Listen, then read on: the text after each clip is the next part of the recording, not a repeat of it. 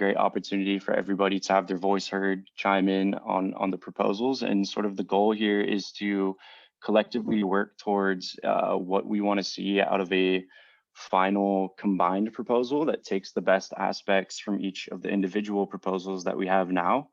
That will be authored by our community legend slash governance coordinator, Ben, who's on the call. You guys will hear from him in a little bit. Ben is going to be authoring that proposal and sharing it with everybody by mid next week. So we're targeting Wednesday for that, at which point we'll have that up for a few days where once again, people can comment on the forums, have their voice heard, and we can make any edits if we absolutely need to, if it appears to be a consensus in the community that an edit needs to be made. And then the plan is to, from there, move that final combined proposal to governance systems on Monday, May 10th. So it's pretty exciting. We have a clear timeline, and we're really stoked to hear what you guys have to say about these about the proposals that we're going to discuss today, and work together to come up with a final combined proposal that's going to be super awesome, and that we're all happy with.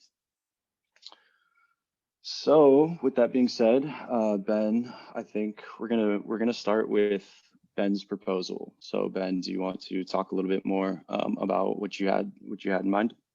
Hey, just really quickly, just so people understand, like this is like a Zoom webinar. So if you're an attendee and you want to ask questions, you can either use the chat and just do that via text, or at the bottom of your app, you should see a raise hand option, and you can click that, and then we can see that you click that, and we can unmute you to ask your question by voice. So those are like the two options if you want to engage.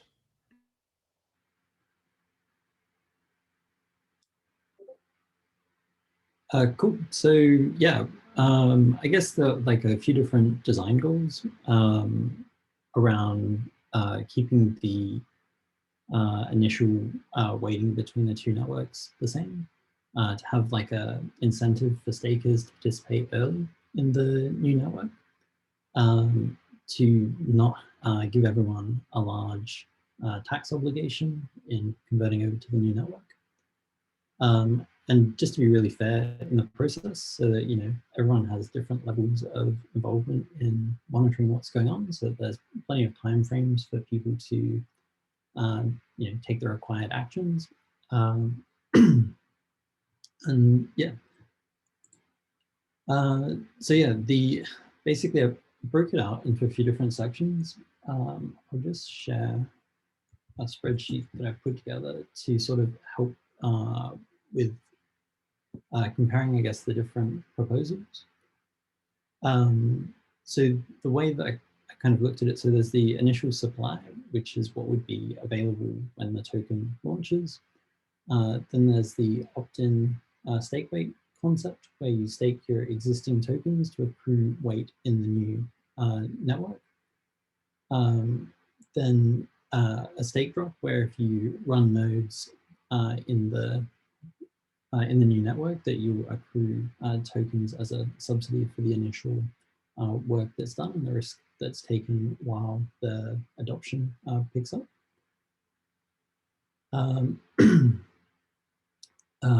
Then yeah, a minting subsidy. Then I guess incentives for liquidity providers.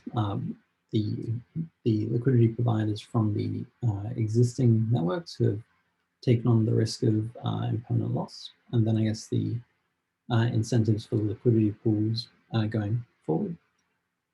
Then having an allocation towards the coverage pool. And then there was a portion set aside for existing stakers to kind of offset the reduction in rewards in like on the Keep Network side of things. Like the stakers agreed to reduce the amount of tokens issued in the stake drop, so there would be more set aside for when V2 drops. But with the new network, that reduction in rewards is maybe not as relevant. So this was to offset against that.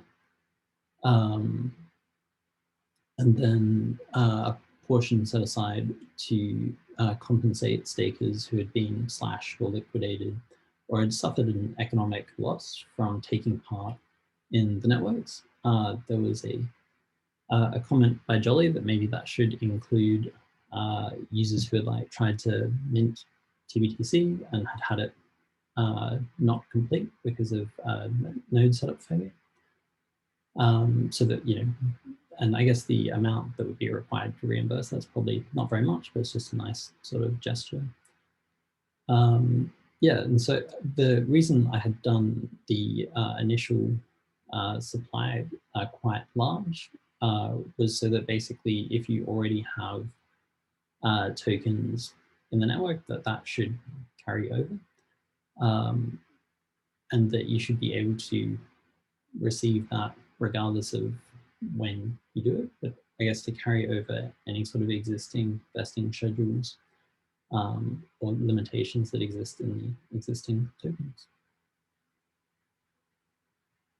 Yeah, and so the thinking was that to claim the T tokens in the initial supply, that there would be a very nominal cost in doing that, so that way there's a case that can be made from a taxation perspective that you're acquiring new tokens and that you're not disposing of the existing tokens.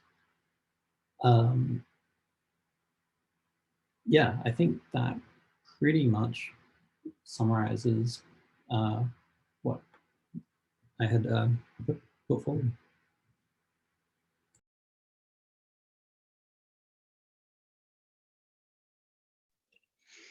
Cool, thanks for sharing that. So yeah, guys, now is your opportunity to ask Ben questions about any of the thinking that he had behind his proposal. So if there's something that you guys like or you don't like, now is the chance to either raise your hand and ask about it or type something out in the chat, because remember, we're going to be taking the feedback that we hear here and using that as consideration for the final proposal.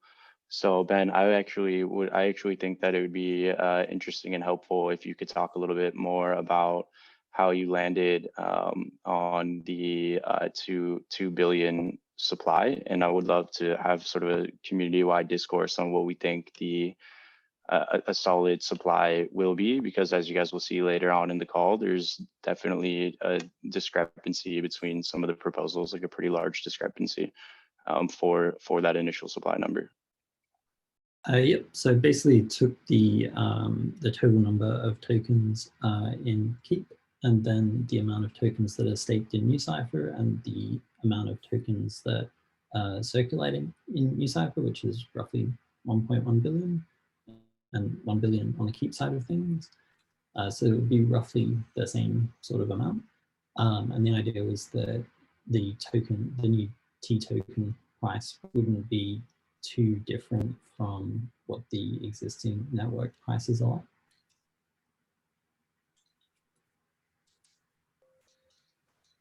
Okay, that makes sense. So we had a question in the chat, which was why inflation instead of funding with percent from profits? I guess by having like a low fixed inflation, you know, that there's that the allocation of tokens will be there, as opposed from the profits from the network, which are a variable amount. I know this isn't to me, but I was just going to also throw out this idea. I posted it in chat because this is going to come up in almost every proposal. We have to decide if the work token in the new network is currency or capital. Typically, people are going to respond differently to each. So I just posted a blog post that was last year from Joel at Placeholder that I thought incidentally does a good job describing the concept, where there are a lot of opportunities where we might have Treasury in a DAO that's in Bitcoin or ETH or something else, and we would still prefer to actually basically put out new capital. So just something for you guys to think. Yeah, and just to comment generally on like inflation subsidies, I think at least in NewCipher's experience, it's worked out quite well in terms of an incentive for people to actually stake and run nodes. Now, obviously, like we haven't been through multiple cycles of that yet, so it may not work quite as well in a less receptive market. But I think at least there's one sort of data point where a highly inflationary work token does do a pretty good job of incentivize people to actively stake and run nodes. I think we don't need as high of inflation as NewCipher has necessarily. Like I think, you know, some single digit percentage is probably sufficient. I know that on the other hand, like there's probably among some people like a little bit of like ideological resistance to an inflationary token. You have like the Bitcoin like fixed supply, hard cap. I think the difference here is like this work token is not Bitcoin. It has purpose and utility and function. So I don't know that. I mean, maybe there's still a reason to have a fixed supply, but I don't know if we should just go that route just because it's worked for Bitcoin. On the keep side, we have a fixed supply and it hasn't, I mean, it hasn't bought us anything. I do have to agree though, like if you look at, there are two places to pull from here. One is other cryptocurrencies and the other is existing financial instruments. And if a work token is the closest to like a taxi medallion or something, you wouldn't expect that they should be fixed forever. Also to add in here with technical considerations for proof of stake networks, fixed supply drastically diminishes a lot of the security involved in setting this up. So if that was anything that we were to do in the future, it drastically limits practical applications of those things as well.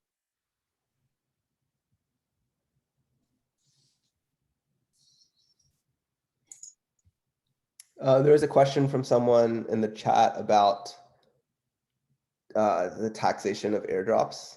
And I think, Ben, this was in your proposal where it would be, the Merkle drop would be technically like to redeem it, you have to purchase it with a small amount of ETH to set a cost basis. I think that was in Ben's proposal and at least one of the other proposals, maybe if that's worth commenting on. Yeah, I spoke to my accountant and was kind of like, how do we, like, what can we do to take the risk out of it? And by having it so there is a clear, you know, you're paying money for this new token and you're not disposing of the old one. He seemed to think that was helpful.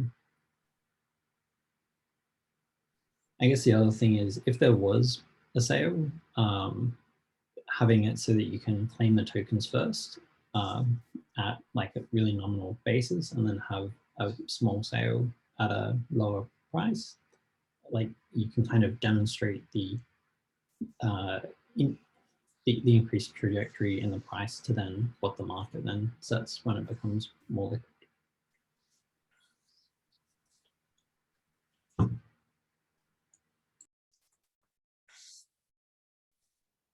Yeah, that makes sense. That makes sense to me. I also personally liked the that initial basis. I think that something like that makes sense for the final proposal. So guys, so that's Ben's proposal. If anybody else has a question that they want to ask him about his proposal specifically, now is your chance to do it. If not, we'll move on to the next proposal that we have. Hey guys. I'd actually ask, oh, sorry, go ahead. Do you want to talk? You can go ahead, no problem for you. I just had a question. I don't know if you were moving into the next proposal.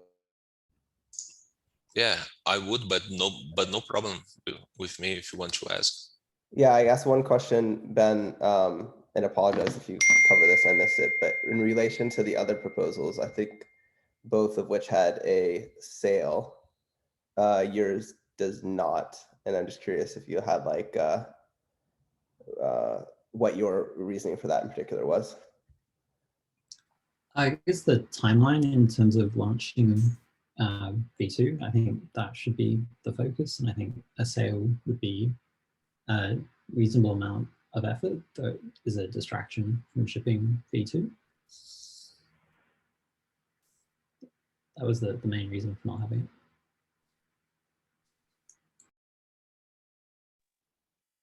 Yeah, I think that's going to be a big point of consideration as we move towards the final proposal is, do we want to include that sale or not? So I'm glad, so McLean, thanks for bringing that up. I'm glad that we're able to chat about that now.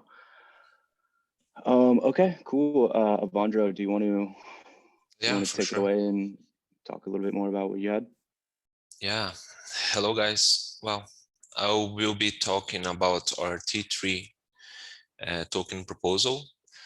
Basically, I would be outlining the general topics of it. This is basically a joint proposal prepared by me, by Nahuz Estebank, with advice and consultation of Corollary for the creation of this T-token proposal. We have used bits and pieces of the other proposals prepared by State and Ben, and we have attempted to bring additional thoughts and options to the table. Logically, amongst ourselves, there were different ideas and opinions, talking about some details. So in cases some compromises were made, but well, all the details are up for broader debate. Well, I will be introducing the summary of this T3 proposal. Well, basically for this new protocol, a new T-token is created to act as the governance and the work token of this new protocol specifically. All current owners of Keep token and new Cipher tokens are able to claim their allocation. This is one of the most frequently asked questions that users have on our Discord. If people who have Keep tokens or new Cipher tokens on their exchanges will be able to claim this new T-token, yes, they will, because we would be sharing announcements and about the whitelisting of the drop, of the Merkle tree drop. So yeah, basically anyone can claim their the allocation of the drop. Also, not only talking about the drop, but also new investors can acquire additional T tokens in exchange for WBTC. So this, I am talking already about the token sale. Well, furthermore, there are additional T tokens that will be earned through active participation on this new protocol, meaning, well, staking in nodes, LPs, and the coverage pool, and so on, because we are not sure about the details of this new protocol yet, but we talked a little bit of the possibility of including front-end operators and so on. But yeah, that's up to the debate in another proposal, in my opinion. Well, initially the allocation for earned T rewards is based on active participation with Keep and New. Yeah, I'm talking about the bootstrap of this new protocol. Eventually, the weight of Keep and New Cipher tokens in this reward scheme will go down in terms of workforce and rewards weight power. Although talking about myself specifically, I am not too much in agree with this logic, but yeah, we can discuss it later.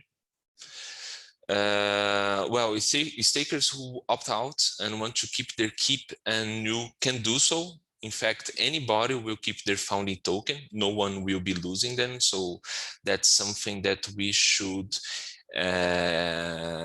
indeed consider, that you will not be replacing your tokens for new tokens, but in fact you would be adding new tokens to what you already have. So that's something that we should consider, because I will return to that later, because I want to talk about something that Ben said in our T3 token proposal comment.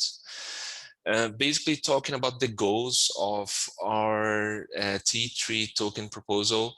We want to achieve a simple design on it that anyone could be able to understand it well. We also think about, well, we considered all the holders, even passive holders and so on, rewarding, of course, rewarding active current and past participation. Different than those two proposals, we proposed to have a fixed supply. The bootstrap would be happening, well, this T3 token proposal, it's meant to also be able to bootstrap TBTC V2 launch, of course. So partially locked up treasure will be refilled for future projects, and also, well, talking about a little bit about the numbers of it. Basically, half a billion of T tokens will be the total supply. All will be minted at launch. And here it follows the proposed distribution of it. Basically 45%, almost the half of it, will be dropped to current, keep, and new holders.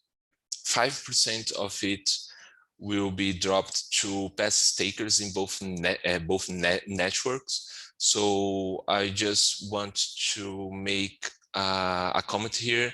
Basically, those passive stakers will receive for part of the 45%, and also and bonus of also 5%. So they specifically who put their skin in game, who stake on both networks, will be receiving 10% of an extra. Continuing on, 15% of all the total supply will be allocated to the token sale, and later on this token sale events will be allocated to a treasure, and 35% will be the treasure itself. Okay. Well, I will be just talking a little bit about the drop here, the sale, and the treasure. And after on, Esteban will be talking about the reasonings behind these different allocations. Specifically talk about the drop, which is, as I said, 45% of the total supply. This will be applied equally to all existing token holders, both keep and new cipher token holders, of course. Existing keep holders are allocated half, also as new holders will be allocated with the another half. All existing vesting schedules should be carried over. So we are talking here about the VC investors and team and so on. And the drop should be claimed in exchange for 1/10 of a cent of dollar for each coin, because due to taxing purpose, paid in ETH, of course, which will be used as a kickstart on the liquidity pool with treasured T tokens. And the other 5%, which I already said, which will be allocated to the stakers specifically, as I said, it will be allocated as a bonus, because they will also be part of those 45% of the drop. Now continuing talking about the sale, which is 15% that I already said before.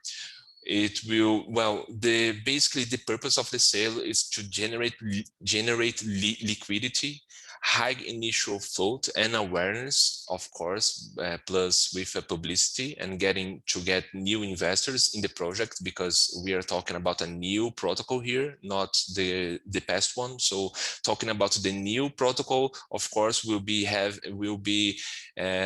more people interested on being part on. The CELT tokens, we will be selling it for WBTC, accumulating a compelling amount of WBTC, and then turn them into TBTC V2. The TBTC V2 goes into the Treasury and will be used to bootstrap the launch of V2. Okay, and now finally, I'll be just breaking down basically the Treasury, okay, to not extend too much of myself here. Talking about the Treasury, the purpose of the Treasury, basically 25% of the total supply will be allocated for the bootstrap, which will be the stake drop. Okay, so it's the incentivization of the network itself. 5% will be for grants, bounties, and community services for the community itself, of course. And 20%, I'm talking of the total supply because since it's the half, it's the half for the Treasury. So I'm talking about the total supply here for, to make, to be more simple to understand. So 20% of total supply will be locked up for future projects, merges and bootstrappings, gradual unlock over 5 years, okay? So yeah, it's basically, I tried to outline the general idea of our T3 token proposal, and I will be passing to Esteban now. He will be talking about the reasonings behind it. So that's it. It's with you right now. Thank you. Yeah, thank you. Can I make a quick request? I think it'll make it easier to follow some of the presentations. To the extent that you're speaking to like a written section of the proposal, maybe if folks want to share their screen and like scroll to the part that they're discussing, I think it'll be a little bit easier for everyone to follow. Okay, yeah. I can do the sharing moment. Yeah, if you can share the part of the reasonings behind it, I think it will help indeed.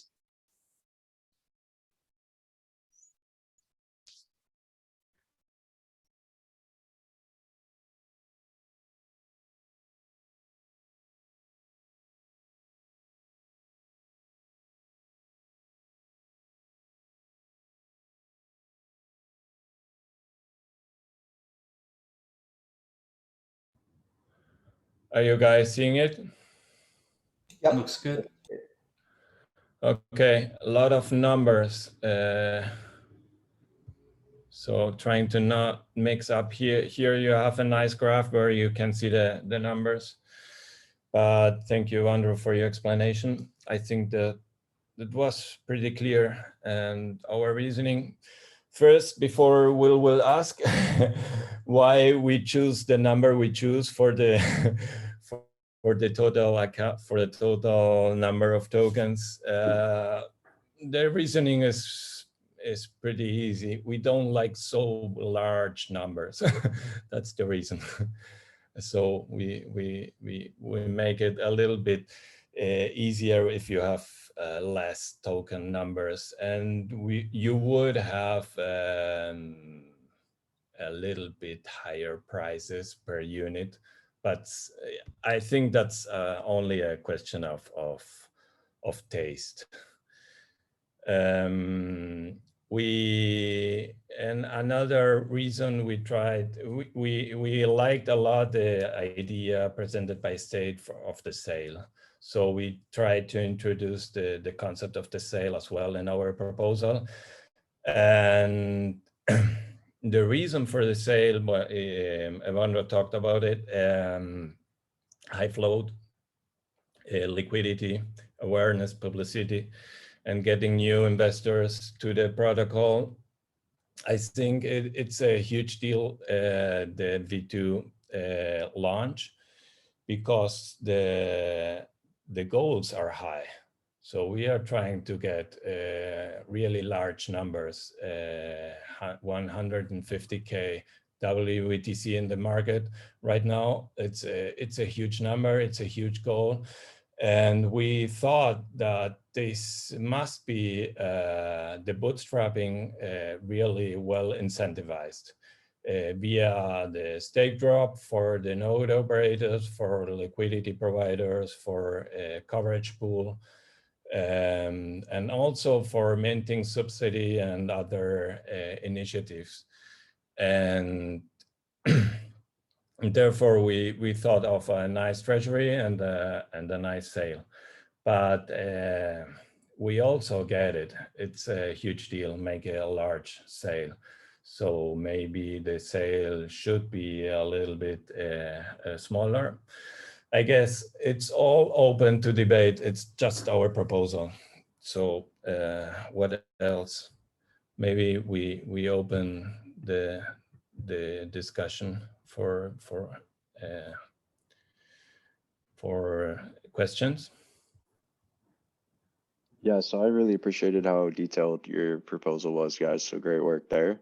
I think probably one of the main things that we should discuss more, and you guys already sort of brought it up, is that 15% number too much?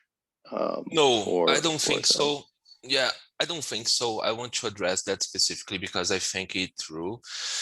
Well, first of all, I think that the T token won't be seen necessarily neither as an average or even the same value of the current keep and new cipher tokens. What I am trying to mean here, well, basically, as we are adding up this new T token, this will be a new token that everyone will be receiving, everyone, of course, who holds keep and new cipher tokens. So since it's a new token, it won't be, of course, obviously, it won't be the same price of the keep and new cipher token, because we are talking about a new protocol which doesn't have any TVL yet, and also we are not sure about how it will be going, so that's why I think that we can't for sure say it will be the average price token. It will be the same price token of keep and new cipher. So yeah, I think that 15% makes sense because we would be having a lot of investments in terms of treasure to be able to quite bootstrap this new protocol. And it would be, I think that we could be doing that in a way for making possible the entrance of a lot of new people, new flash in terms of investors in this new protocol. And it wouldn't be necessary, as I said earlier, to have the same price of keep token. As Ben said in his comment, I don't think so. We could eventually make in a different price, in a lower price, because it would be a new token, it would be an extra token. And that's what I think about this, but that's it.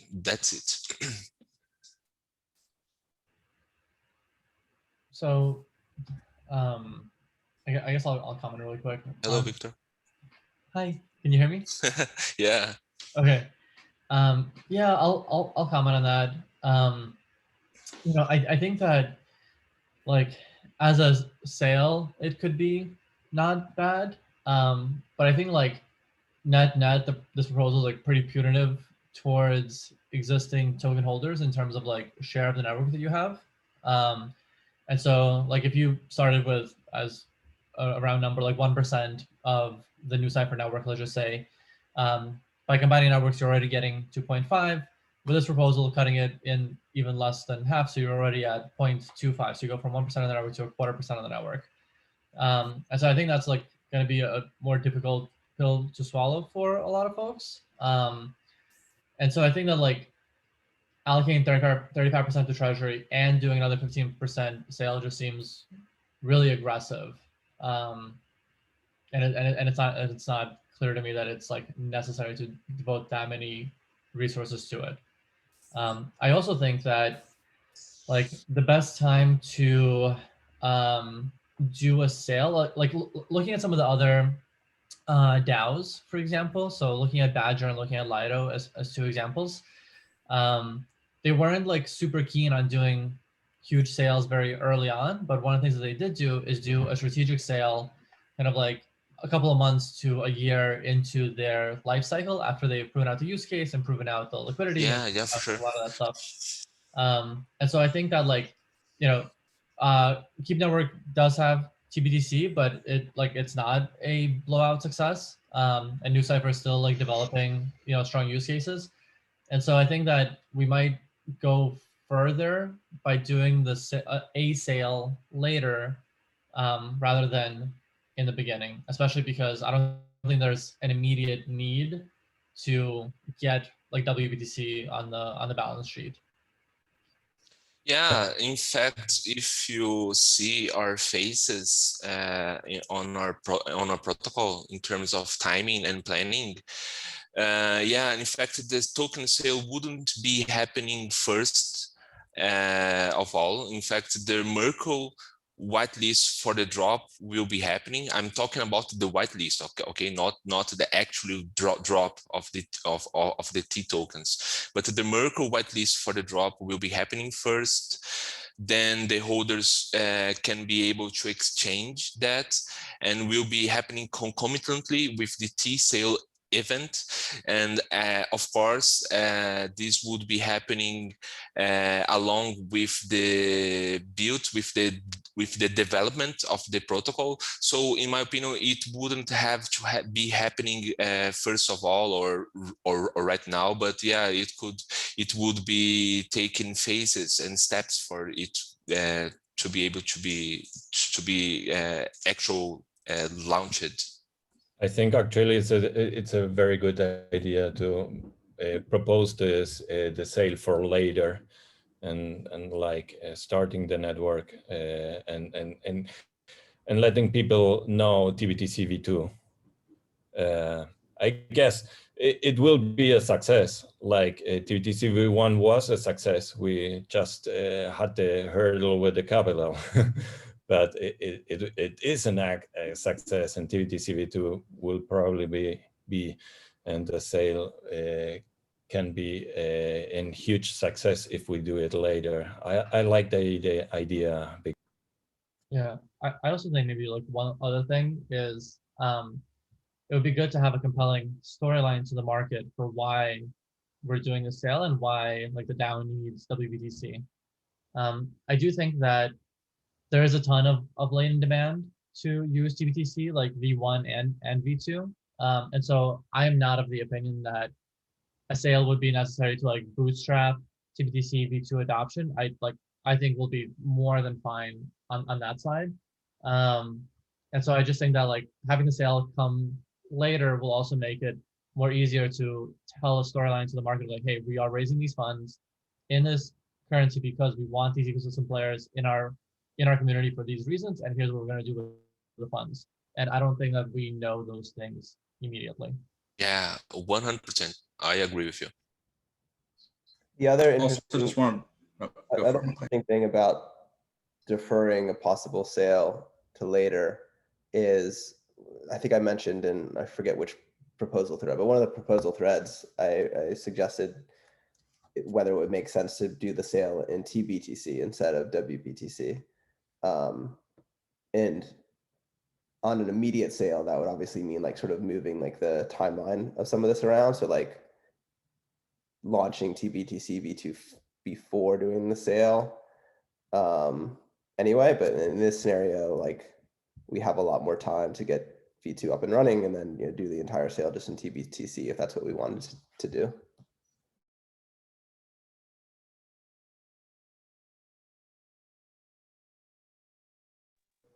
Yeah, I guess it was a nice idea for the for launch, for the launch getting some WTC and then do the reverse minting and getting TBTC instead of WTC in the market fast. But I think that's small numbers compared to all the market. So Yeah. anyway. Also, we can consider that in this time frame that the T token wouldn't be actually launched. We could be using Keep and NuCypher tokens in this new protocol. So yeah, this could be much a possibility. So sort of an open question in this scenario, if we pushed back the sale, what would the time frame look like for that? When do we think it would make more sense to conduct it, if not at first? Well, what do you want the sale to do? Yeah, I think that's a good question. I mean, there's reasons to have it. There's reasons to have it in WBTC over TBTC. But am I the only one that's not hearing anything? State. I can hear you, State. I hear everything. You hear everything. Oh, my bad. I hear everything except whatever it is I'm not hearing. Right. I was just gonna toss out that that I think that there are a lot of things that are positive to a sale that we're not talking about, and I'm actually starting to lean away from a sale myself. But I think that there's one is just the interest in grabbing the moment in the market right now and getting new participants in the joint network. A sale is not the only way to do that, but it's one way. Another is that it is very powerful for a DAO to have a treasury that is not just its own token. So if you look at Uniswap as an example, love the team, love the project.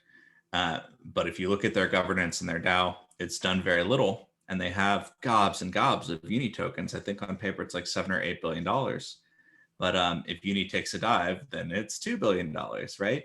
And then suddenly, you know, something happens and it could be worse. So having a treasury that's not just your own token is smart for resilience. Similarly with TBTC even, and I think you guys know, like I'm always gonna prefer holding BTC to ETH. That's usually my MO. But for a treasury, it would be insane to just have, let's say, TBTC and the new T token. Yeah, have fun staying poor indeed. You know, so look, whenever people say that, I'm making money either way it goes, so I'm fine. But but yeah, so for this DAO, it makes sense. Like you would want maybe even a little bit of USD. You would want different things, especially if the DAO starts moving to take on more OPEX and grants and whatnot. So I just want to be clear that there are some serious benefits to diversifying the treasury. But the other thing, and I think this is actually where a lot of this is coming from, is just the interest in capturing people's attention and having an oversubscribed event, et cetera, et cetera, et cetera. We don't have to have a sale to do that if we want to have a big marketing moment. Farming is a way to do that. Any distribution that's not to existing token holders is a way to do that. And in fact, an existing token holder distribution could probably be marketed well. So just want to be explicit about that. Yeah. I will agree with something with a lot of what Matt said. I think the best reason to do this, and a reason that I vehemently agree with, is that like this bull market will come to an end.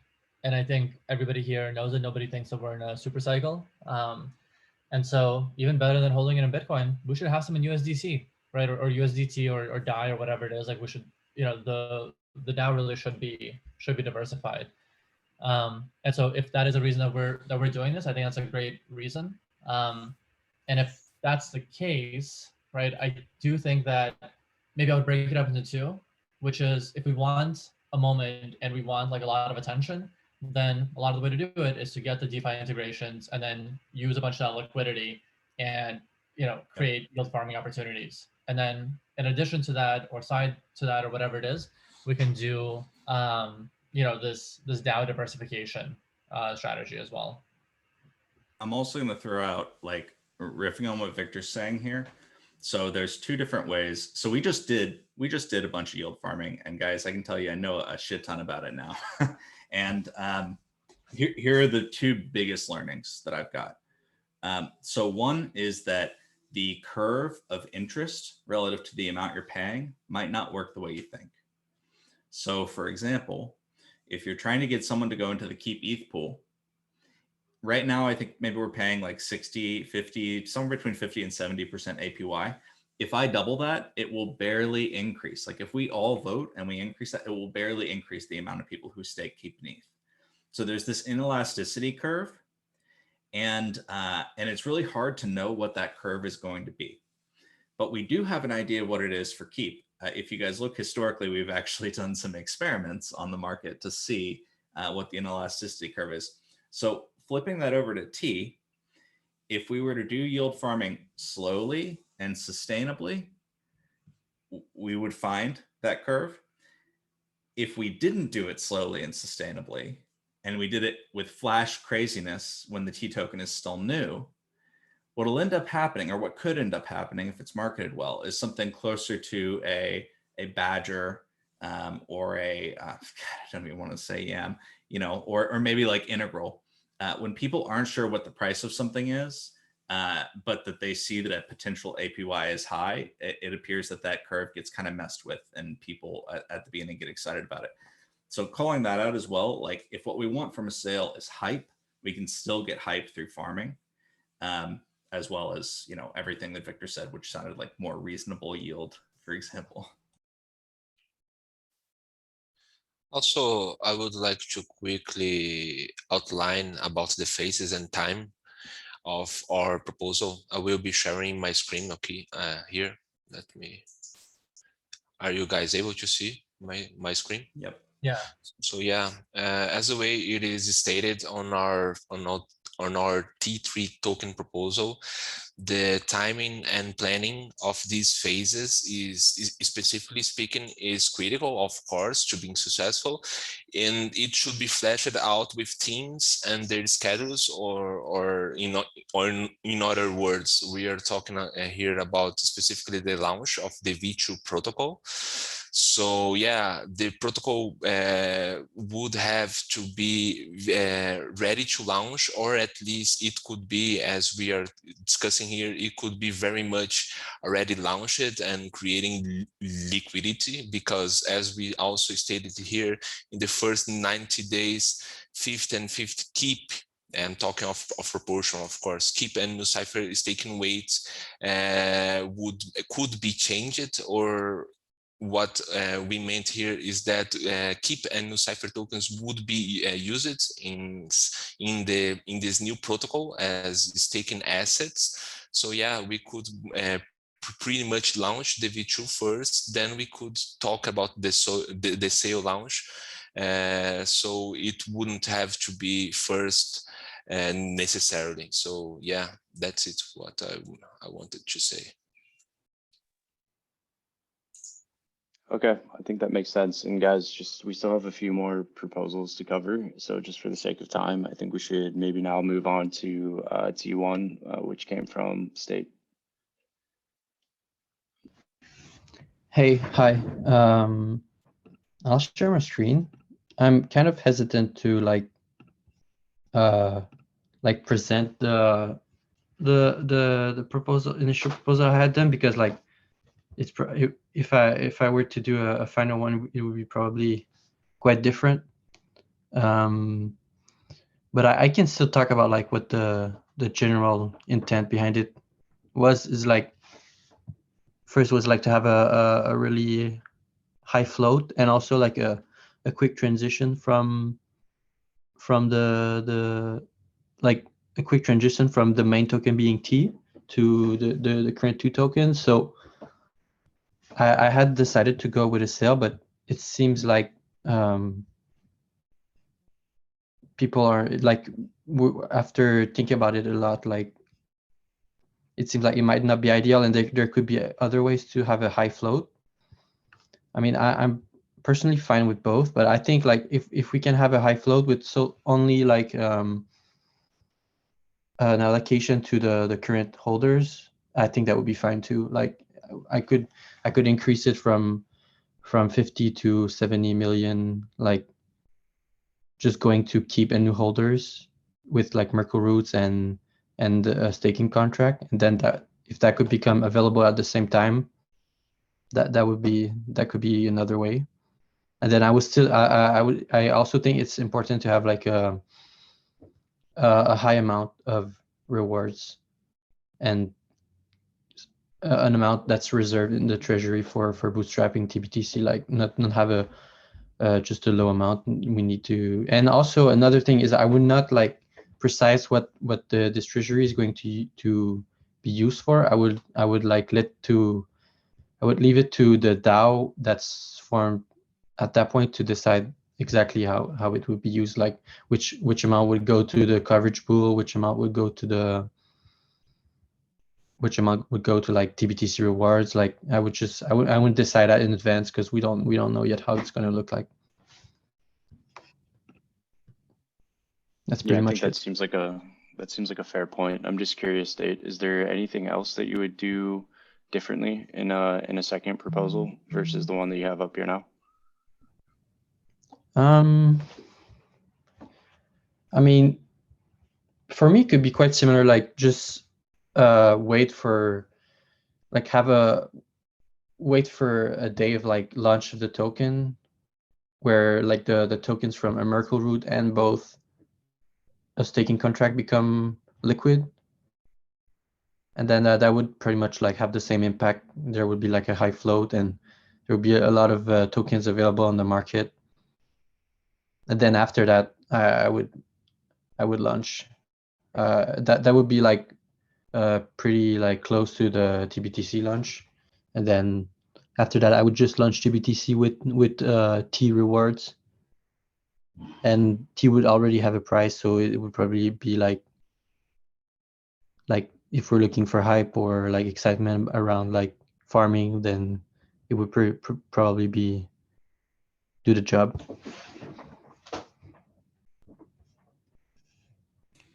So, Stay, I want to thank you for being our first to actually get a proposal out, because I think you broke the dam. So we have a question in chat. Why not do everything at the same time? I think I would need to think about it a little bit more, but I like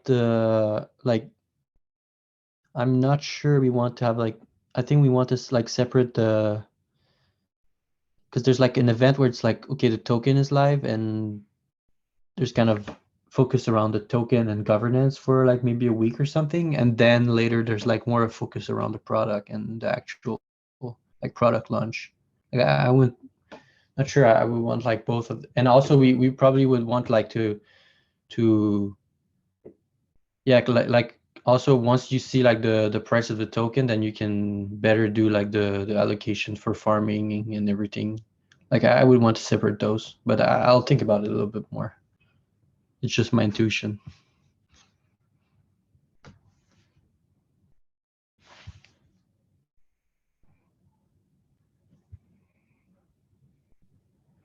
Yeah, I see the comment from Nico, and I agree. I think it's becoming apparent that there are a lot of ways that we can generate hype, not just through a sale.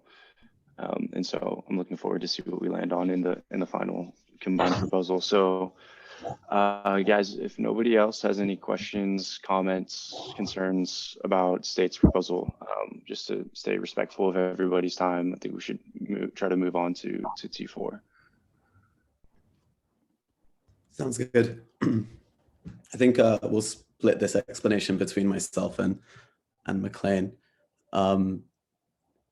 So I think it's important to see T4 as more of an augmentation to the previous 3 and perhaps 5, rather than an alternative. So it's certainly compatible with multi-phase opt-in, opt-out staking model, perhaps a flat curve, single-digit inflation or subsidy. So the primary objective, from my point of view, I'm not able to until state stops sharing, and then I can. Oh, there we go. Just give me a second. Sorry, I gotta allow Zoom. Oh, I can't do this until I have to restart Zoom. So would you mind sharing? I think it's short enough that.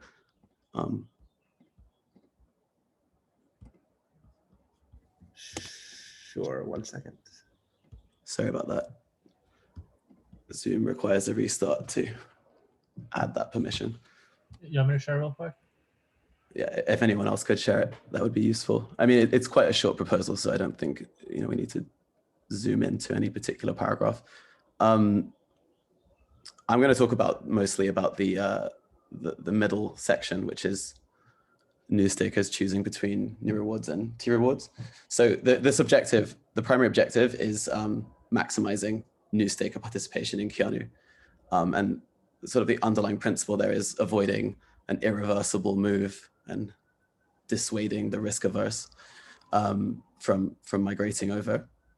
And really big part of this is the remaining unminted issuance. So right now, approximately 2.7 billion new, which is roughly $1.5 billion worth at today's prices. So we looked at kind of different things we could do with this unminted issuance, and they throw up problems. Some of the simple, I guess, naive solutions throw up various problems. So if you were to like pause the new issuance completely for, let's say, like the first phase, it would disrupt a bunch of things, including people's wind downs. So like when their stakes unlock, it would also impede and perhaps dishearten some of our current adopters that are building atop of the PRE service. If you alternatively were to continue the subsidy, continue the issuance for those who don't migrate over to Keanu, then it would just create this extremely retentive factor to stay, because you would actually see your inflationary subsidy go up by like the equivalent or commensurate amount that of the departing stakers over to Keanu. So it would really impede that migration. So instead we came up with this idea.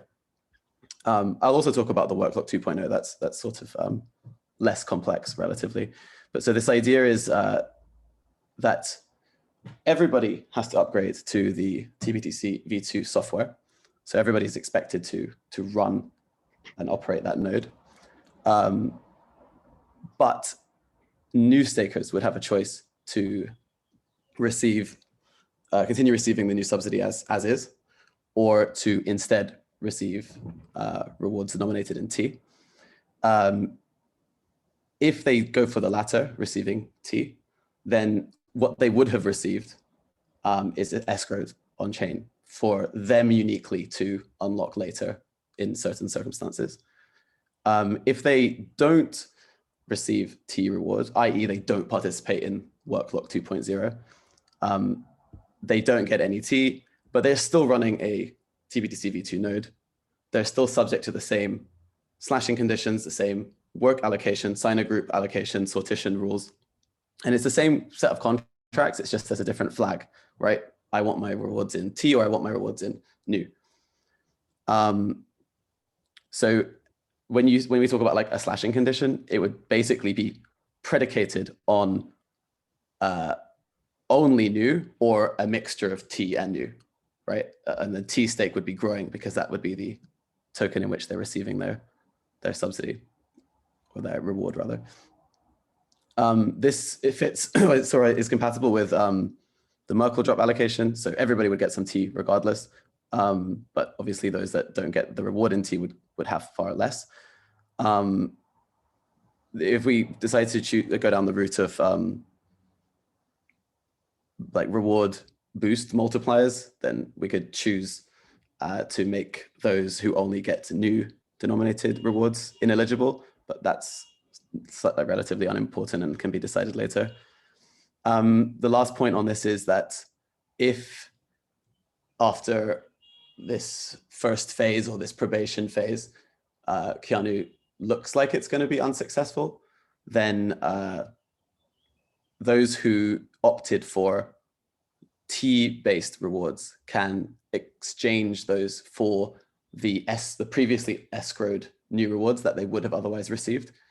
And perhaps this is like up until a certain point, like far in the future, they're allowed to do this. So again, to emphasize the objective here is that it's really de-risking Keanu from a NuCypher staker perspective, which would ensure or maximize the node count for TBDC v2 by like providing a reversibility or like a reversibility path.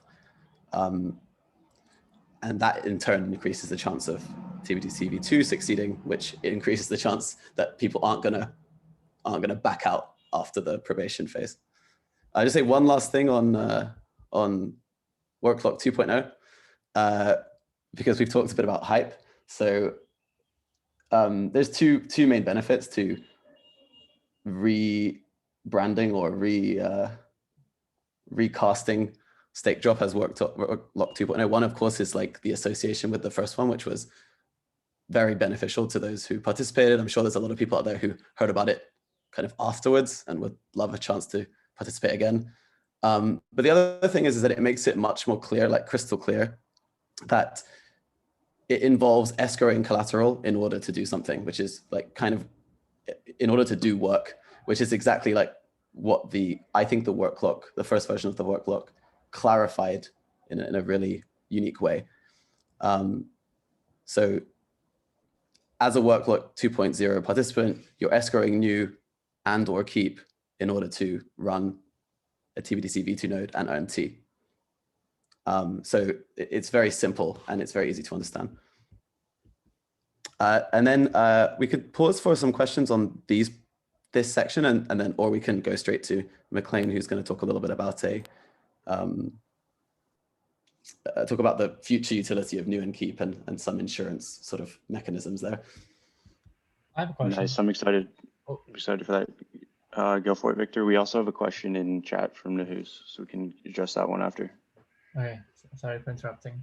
I was just gonna ask, so this would, like the inflationary part would work for NuCypher because it has inflation, but Keep does not have inflation. And so how are you thinking something this would apply to Keep Network? So I think this is only really applicable to the half of the allocation that's assigned to NuCypher. So in a way, it's a little bit like how Keep has its own sub-allocation, let's say, for historically slashed stakers, right? That doesn't really apply to NuCypher at all. So this is basically it's sort of separate. The benefit to Keep stakers and the project as a whole is that it is maximizing the number and commitment of NuCypher stakers, which is obviously like broadly beneficial. But I don't think this has any direct effect on the migrating stakers from the Keep side, because they're treated as equal citizens under the Keanu contract and under Worklock 2.0. It's just that there's this option given to new stakers. I think the idea is like, each community, each network can do with its 50% allocation what it wants to do. So I think like with the Worklock 2.0 would apply both to Keep and a NuCypher.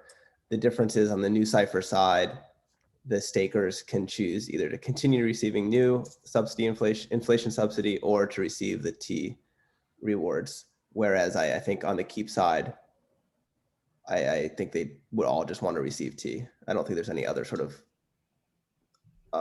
option that they would receive otherwise. So Keep stakers paused emissions, and the idea was, whether or not Keanu worked out to make sure that there was enough left in the chamber for TBTC v2 growth on the staker side.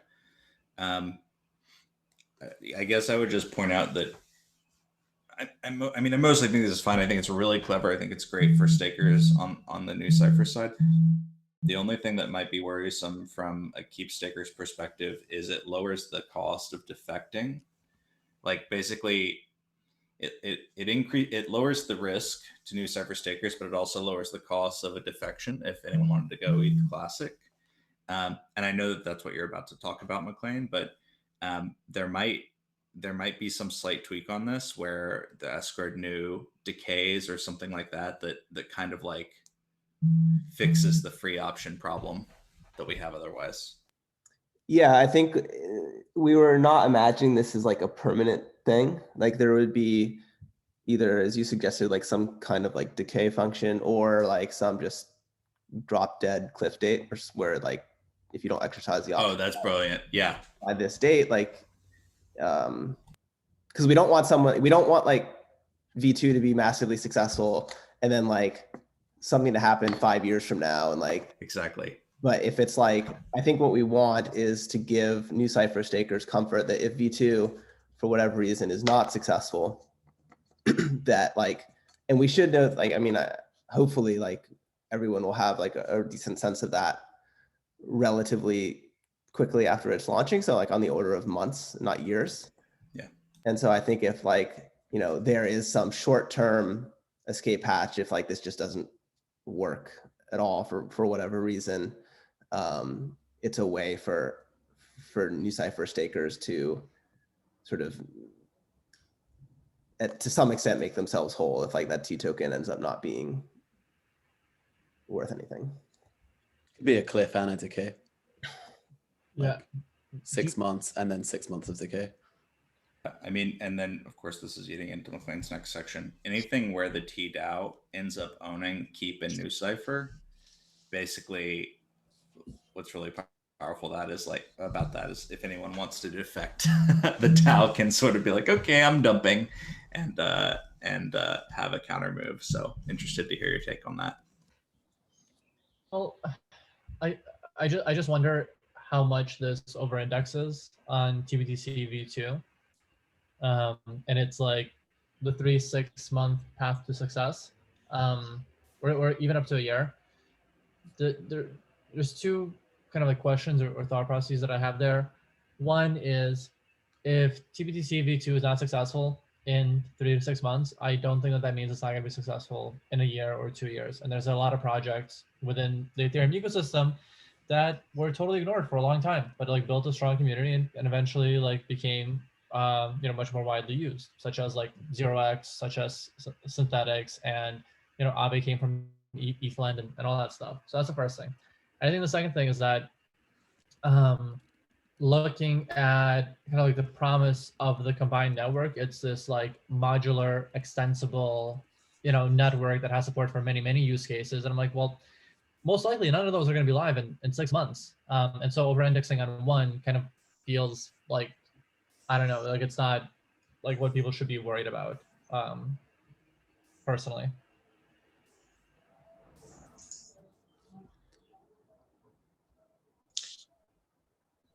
Can I say something?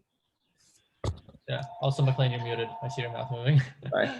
Yeah, I was just saying, I think that can be solved just by giving some additional thoughts on like, when should this drop date be? What should be like the rough social criteria for someone to back out? Like if like there's some like complete total like technical failure with Keanu, like that would be a reason. But if it's like, oh, like TBC is kind of working and seems promising long-term and like these other things seem still promising, then I think like the social expectation should be that you stick it out. But I think we can solve a lot of this through like some additional thought on like decay and timing and things like that. To Victor's point, and something that would affect like the future incentive landscape is, let's say 9 months from now, PRE is viably movable over to Keanu, then that actually does change. We've maintained it in that time. We haven't completely shut down the inflation on the new side. So like, as I said, not disrupting continual adoption there, not disrupting the wind downs and stake management. But yeah, it does change the consideration landscape a lot. at this future point where there are multiple primitives now viable on Keanu. Okay. Yeah. I mean, thank you for that context, and I agree. I agree with McLean. I think that this can work in a really interesting way, and I think that's what Matt said as well. Let's maybe follow up on this conversation with just like some more kind of like ideas about the exact mechanics of it, just to make sure that the incentives are working out the right way, and that everybody's kind of like going to be switching over, hopefully, unless there's like a really disastrous thing happening.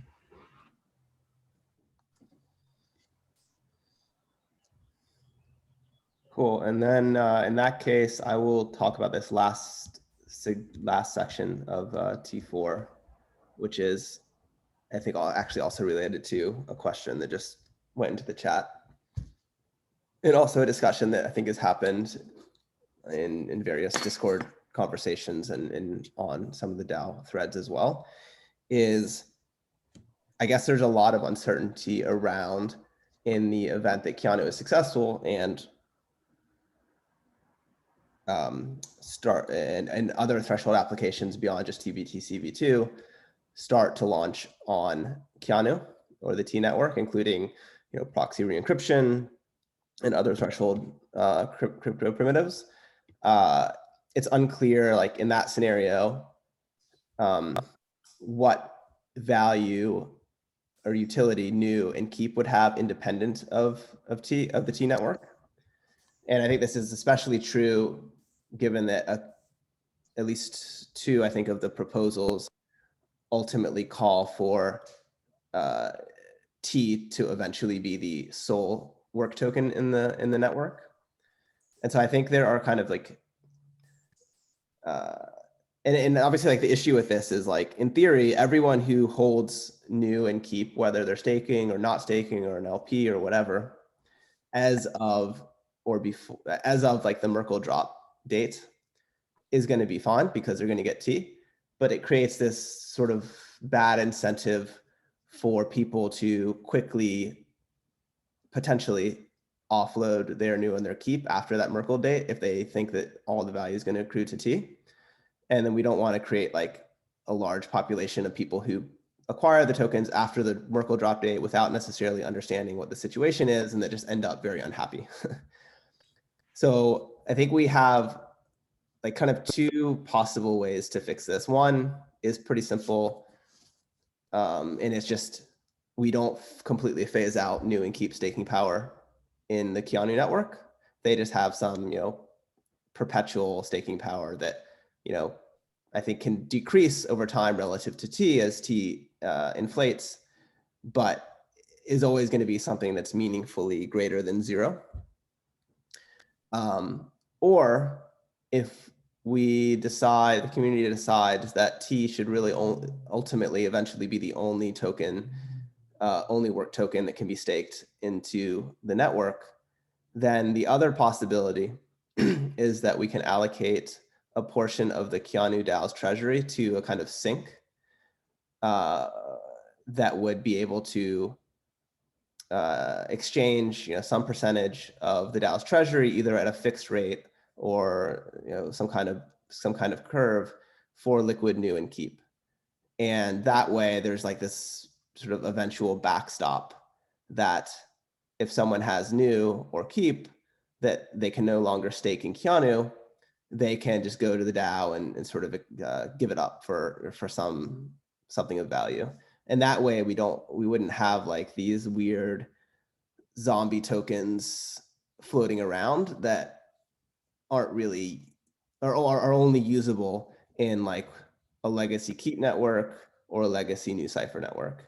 And I don't know that that's what's going to happen. It's just like, I think the fundamental issue is like, we don't have clarity on like, what the future holds a year or two down the line. And so this is like a backstop to prevent that sort of bad scenario. I think that's an interesting idea because like to have like an option where people can if they want to do a token swap, because some people might not want to, but some people might actually want to do the token swap instead of staking and everything. So I think we could explore that more, like have the option of, instead of staking, like maybe even before staking starts, do a token swap for like the more passive holders that don't want to stake. Maybe that could be an option.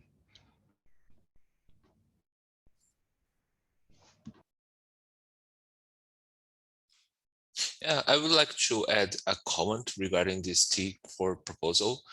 In my opinion, the way at least the proposals were arranged so far, at least, if the T token allocation would be happening in multi-stages, like first the sale, then the drop, with opt-in and opt-out stages and so on, considering of course that Keep and new Cypher tokens will actually lose their rewards incentivization for the staking on this new protocol, or lose its stake workforce, it could really create a sudden influx of people who might want to migrate their tokens in one of these different stages. And yeah, I absolutely agree with McLean that it could absolutely make a lot of people end up losing their money in that process, and could cause even a bad effect in terms of publicity regarding this new protocol with this market discomfort. So yeah, I absolutely agree with this avoiding nuke and keep zombie tokens part of the proposal for. It's particularly risky because the accessibility of the actual token to which value will accrue is going to be much lower than the other two, particularly via Coinbase. So anyone who hears about this, this seminal event will want to get a piece of the action, but not necessarily, there won't be the market depth or accessibility for the correct choice, as it were. We can work out that particular dynamic with the exchanges, though. Conversations that I've had so far have been really productive, and I think I think that Coinbase and everyone else that I've talked to would be open. My concern, so like we're getting into like tricky financial engineering. I mean, we've been there the whole time, but this is especially tricky. Is on the one hand, we don't want, if Keanu's doing well, we don't want new Cypher and Keep to ETH Classic Keanu. On the other hand, we want reversibility, and those two things are kind of at odds. And so it seems to me that what we would want here is basically to offer a floor on the Keep and new Cypher T price that goes lower and lower and lower as time goes on. So, if you have the DAO say, day 1, I'll always give you a 1-to-1. Day 10, I'll give you a 1 to 0.25 or whatever. Where there's a time component, I think that this starts becoming more interesting. But if it's just a sync, you have to remember that anything that the Keanu DAO Treasury does to directly buy new and Keep off the open market is actually going to be a price support for new and Keep. And we're assuming that new and Keep are going to lose value, but it's quite possible, and in fact, quite likely that that's not how it goes, because the market makes no sense, and the information asymmetry is so high. So I guess I would just throw that out, that I think that the goal is a noble one, and I really don't want to see any passive holders who didn't get the message get totally wrecked. But I also think that if the Keanu DAO walks around with an obligation to buy Keep and new Cypher for the rest of its existence, we're sort of we're making sure that people are going to go back to their respective networks.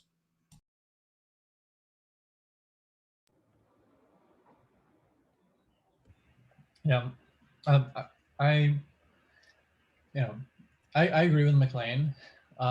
Just taking care of people and preventing the zombie chain, but also like zombie community. Just maybe another way of looking at it.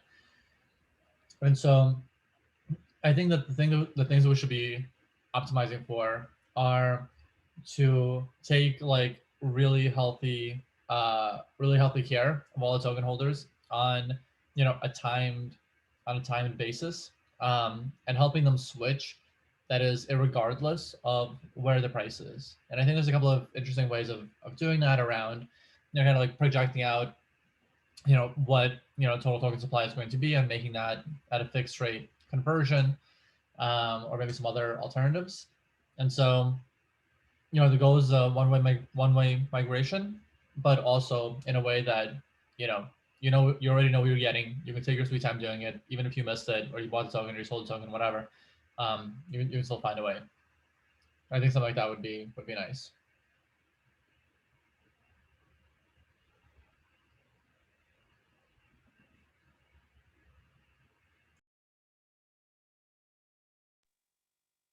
Yeah, that makes sense to me as well.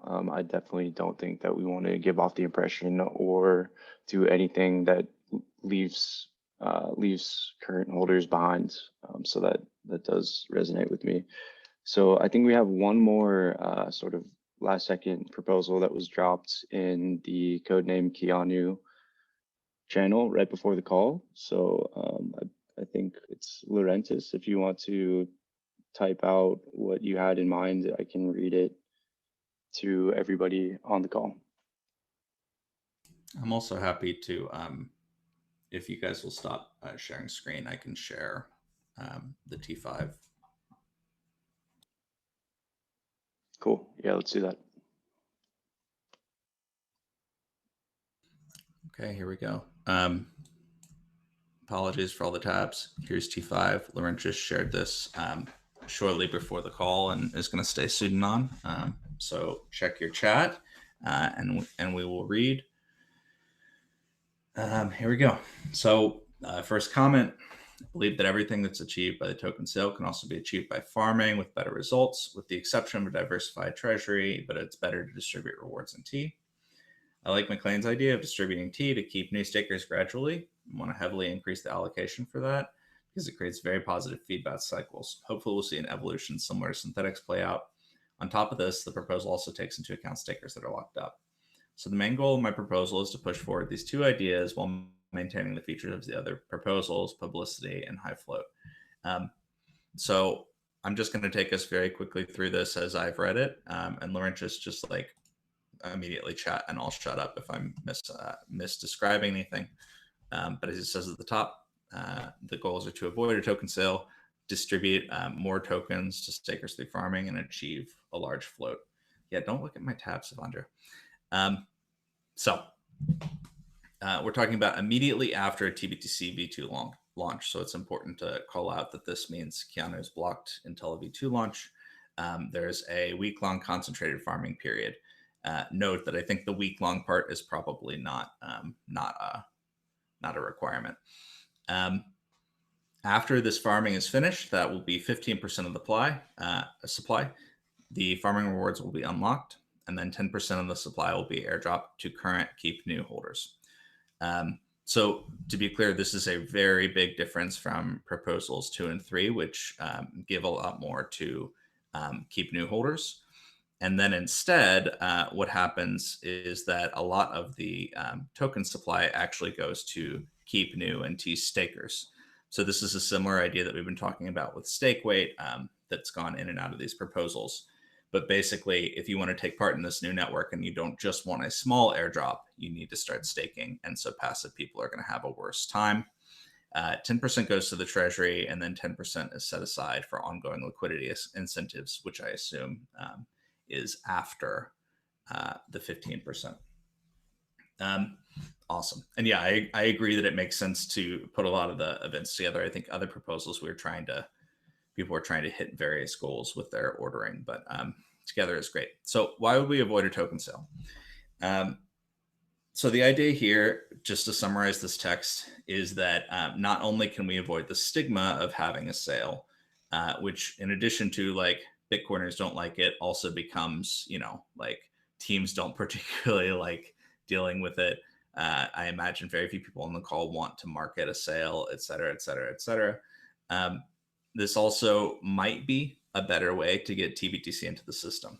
So behind the scenes, well, actually some of the forums too, and some in Discord, we've talked about if there's WBTC in the DAO, we can use that to eventually unmint, to mass unmint WBTC and be minting TBTC. And farming will not lead to unminting of WBTC, but it might be a more capital efficient way to get more TBTC V2 earlier in the system. So I'm going to pause for people who have questions of Laurentius.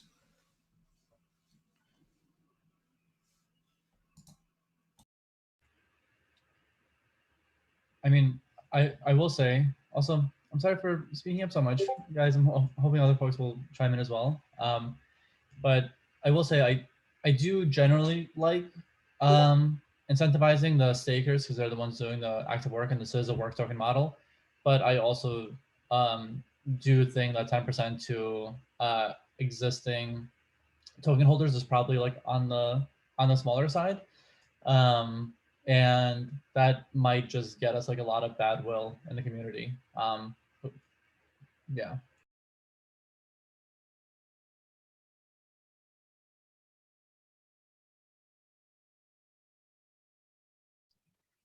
Do you mean bad will in the sense that the passive holders will not appreciate receiving 10%? Only 10% is the only 10%. other way to say that.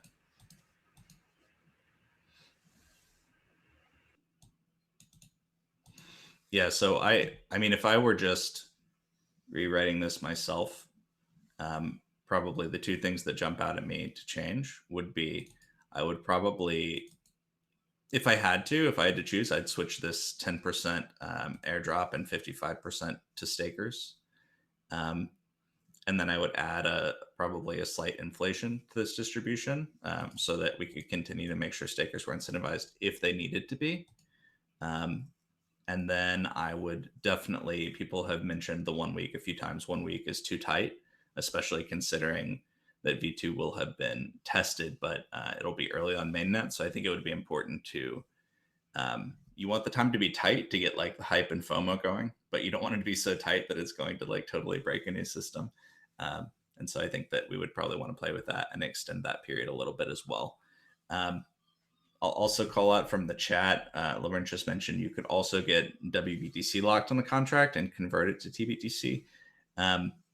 So I know this is very, very TBTC heavy, but I'm just going to throw out that behind the scenes, we also have a member of the WBTC DAO that has expressed interest in helping us mass unmint WBTC and convert to TBTC. So if we did find a way to do this via the DAO, we could not only grow TBTC, but just sort of take a chunk right at a WBTC side. So I find that really interesting.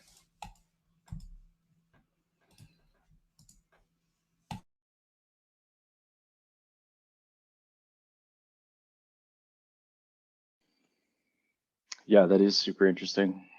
So, okay, well, guys, I think now we should just sort of leave a moment for anybody to drop any final thoughts, any final questions that they have for anybody on the call. And in the meantime, I'll call out that we do have those pretty fire crypto kickers NFTs coming out to some of you guys on the call now who also participated in the forums. We have a list going, so the plan is to do a random draw, and we'll share a video to show you guys that it was random, and we'll have the winners announced pretty soon, and we'll get you guys those cool NFTs.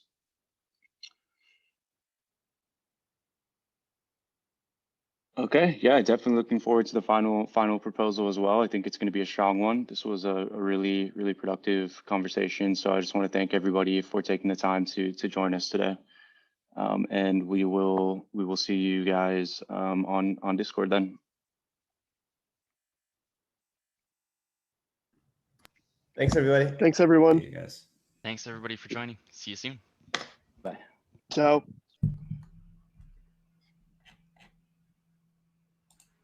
Thanks, everybody.